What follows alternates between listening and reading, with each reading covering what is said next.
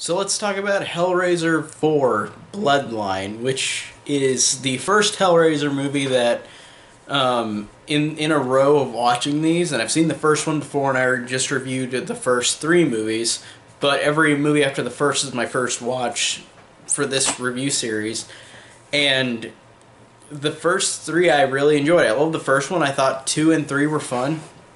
And this is where it goes really bad. Like, this was really terrible. This was a really bad sequel, and I expected that going into this. Like, I mean, I knew people say that most of the sequels are bad, and I don't think they're all terrible, like, that I've seen so far. I've only seen the first 4, but I liked 2 and 3 despite having issues with them, but this one, Bloodline, was just really weird. Like, it's uninteresting to me. Like, I don't know. It's a prequel, sequel, and midquel in a way, because it is set in space, 2127, the year 2127, and this guy, who's a descendant of the people who created the puzzle box, is there, and he encounters Pinhead at the end of the movie. But the rest of the movie is it shows different time periods, like the first, I forgot what the date was, but the first time that the box is created, then showing in 1996, which will be after parts 1, 2, and 3, and it goes all over the place, but it's just not very interesting. And like I said, the main character is like the descendant of this from in 2127. He's the descendant of all these, of the puzzle box maker. So it's him versus Pinhead at the end. And I liked how whenever it showed the first flashback that Adam Scott was in this. Like, that was just a surprise. I'm like, wow, Adam Scott? I just didn't expect him to be in this type of movie. Like, but I mean, a lot of actors who do horror first, unless you've seen these, you don't really know. Like, for example, a lot of people would not know, who don't watch a lot of horror, wouldn't know that Jennifer Aniston was in the first Leprechaun. Or Patricia Arquette in, like, Nightmare on Elm Street 3 and all that. Like, stuff like that. And I just like seeing actors that have gotten big since movies like this. Like, it's funny. And Adam Scott was just one I just did not expect to be in this. And he's totally fine in it. It's funny to see him in it. I thought that was hilarious. And I really loved that Kim Myers was in here. Lisa from Nightmare on Elm Street 2. That was awesome. I love seeing Kim Myers. She really, like, this movie has a lot of bad acting in it, but I thought she was really good, and I thought she was actually really, like, more compelling than the other characters. Like, I thought she was the best acted out of all of them. I thought that she actually brought a little bit of dignity to this movie. Like, I liked her performance. I thought she was good. And just like Nightmare on Elm Street 2, I love her in this movie as well in a lot of different ways. Like, she's just beautiful, and she's great in the movie, and great in the movies I've seen her in so far. And I think that's only 2 movies I've seen her in. I know she's in other stuff, but I really enjoyed her in this movie, and it's one of the kind of shining moments in the movie to see her. Like, I liked seeing her in the movie.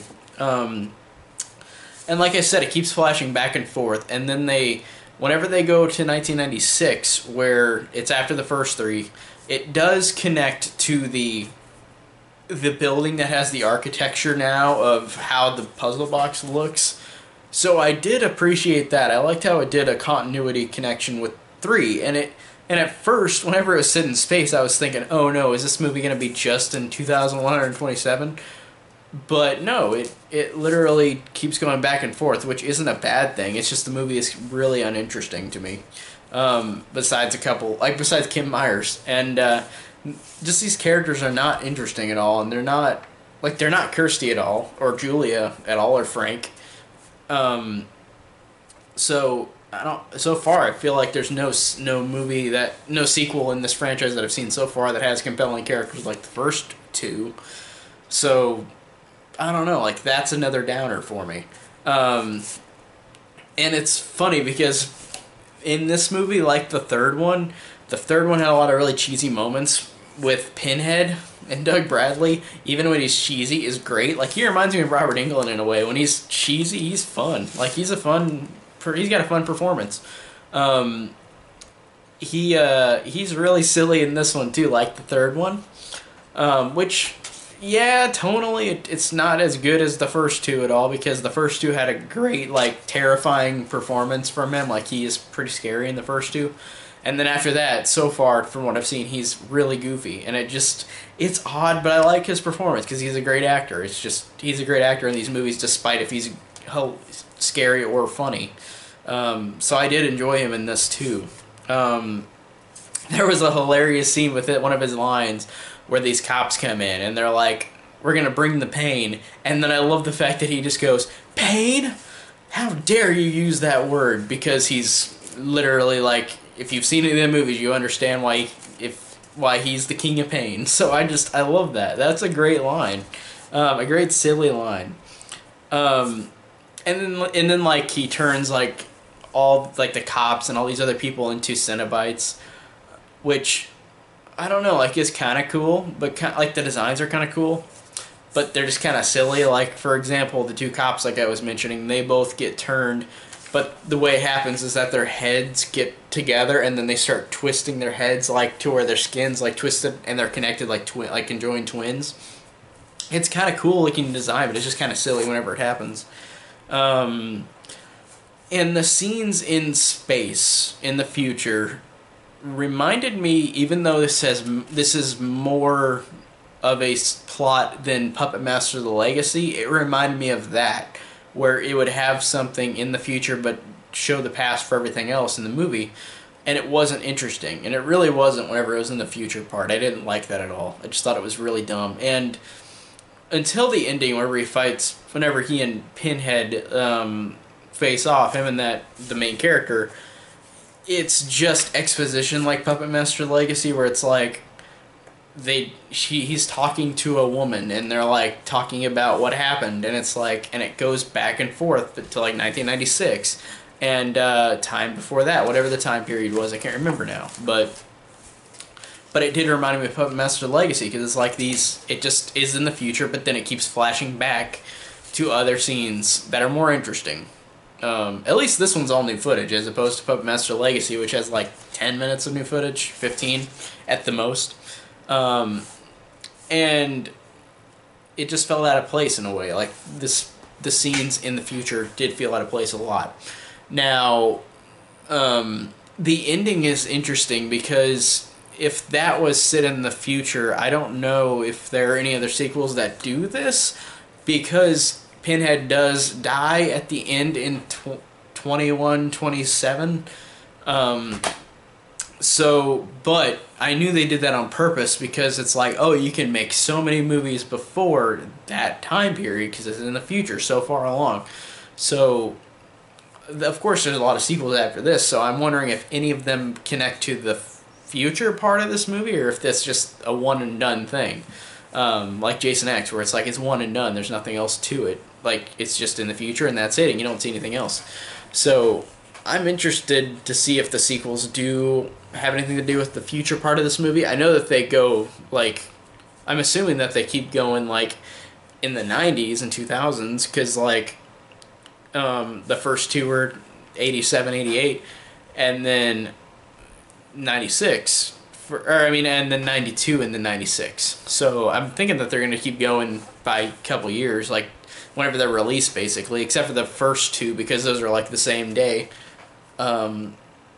So, yeah, like, he dies at the end because the ship in space becomes like a beam of light, and then it closes into a shape of the puzzle box, and then he dies, and then they fly away, and then it's just over. And it was kind of abrupt. I was like, okay, that's it? Cool, he died, but that's it?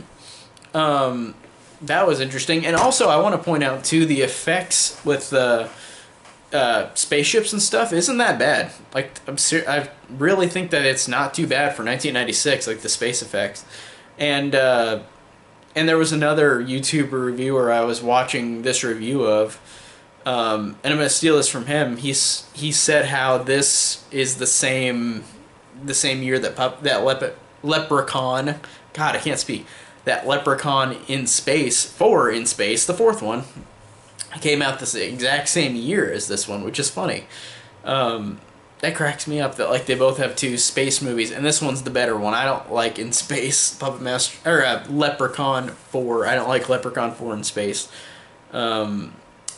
I like this more, and I don't even think this is that great. Like, it's just not very interesting. It's really silly again, but it wasn't as entertaining as 3, where 3 was silly and dumb, but it was more fun. This one is kind of dull in a lot of aspects to it. Doug Bradley saves the day in some scenes because he's so funny. His performance is great. Kim Myers is great. Love seeing her, but besides that, this isn't a terrible movie. It's just kind of bad. It's not interesting. For the most part, there's a lot of things that are just boring for me, so this was not very good, but it wasn't the worst thing ever. So again, this franchise is not terrible yet, at least to me. Like, this one was bad, but not really awful or anything. It was just not very good. So let's head on to Hellraiser Inferno. God, I can't speak today. Number 5, Hellraiser Inferno is up next.